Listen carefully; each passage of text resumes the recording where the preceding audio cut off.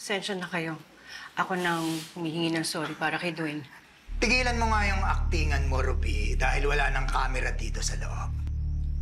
At isa pa, bakit na ba umaarte na parang may pakialam ka kay Totoy? Eh, hindi ba pinalayas nyo nga siya sa Pook Paraiso? Anong nagbago?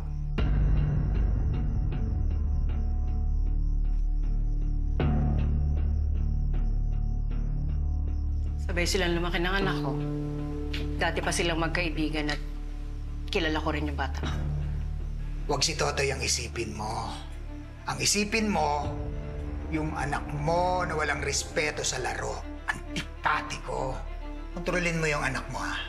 Dahil kung hindi, ako ang gagawa nun para sa'yo. Ano? Hindi naman ako nabulol, di ba? Hindi mo naiintindihan.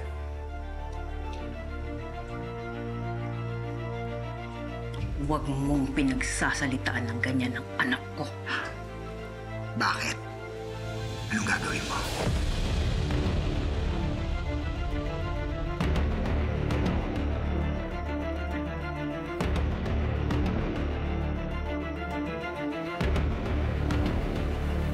Nainis ka na?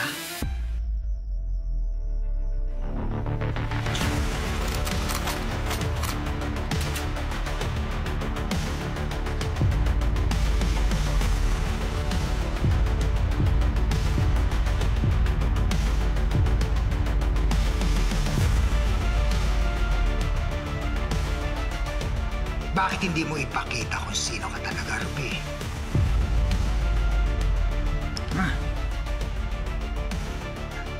Alam naman natin na kung ano ang puno, siyang bunga.